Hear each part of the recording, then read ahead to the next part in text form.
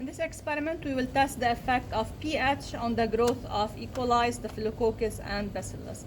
We have prepared test tubes of pH 3, 7, 9, and 11. And those test tubes contains nutrient broth. We will just inoculate them. We have labeled them E for E. coli, microbiology lab, and the date. We will just inoculate them with bacteria. So loop is sterilized. Cool down, pick up E. coli, and inoculate at pH 3. Sterilize again. Cool down.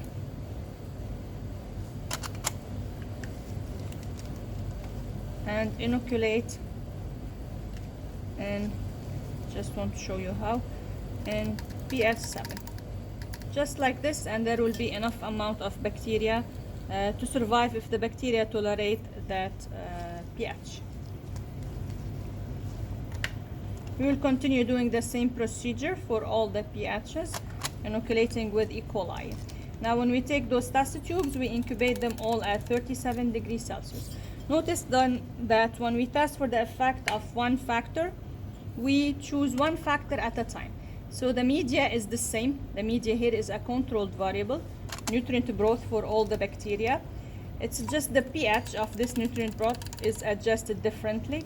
The temperature is a controlled variable. All of them will be incubated at 37 degrees Celsius, which we know that all our bacteria, E. coli, Staphylococcus, and Bacillus, tolerate the mesophilic, or like actually, the mesophilic temperature to survive in. So the only independent variable that we are studying in this experiment is the effect of a pH.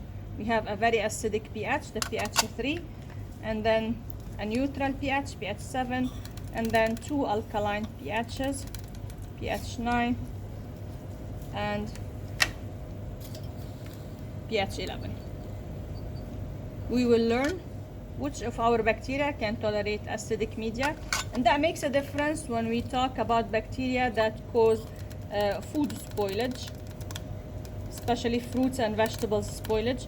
If the bacteria can tolerate, for example, low pH, it will be a spoiling agent for citrus fruits, for those fruits that has low pHs.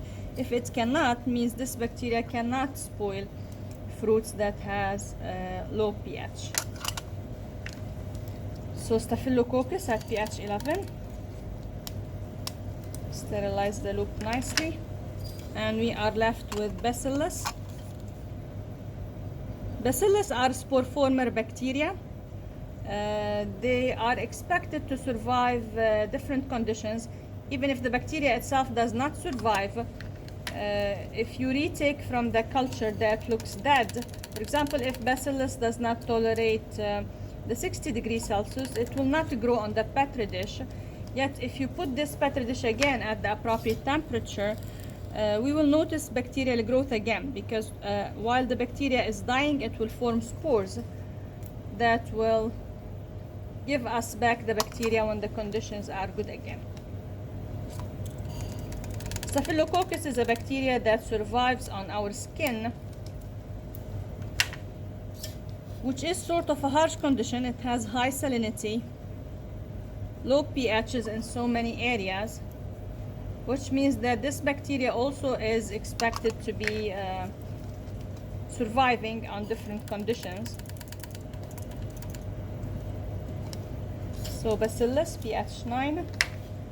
And the last test tube to inoculate is Bacillus at pH 11.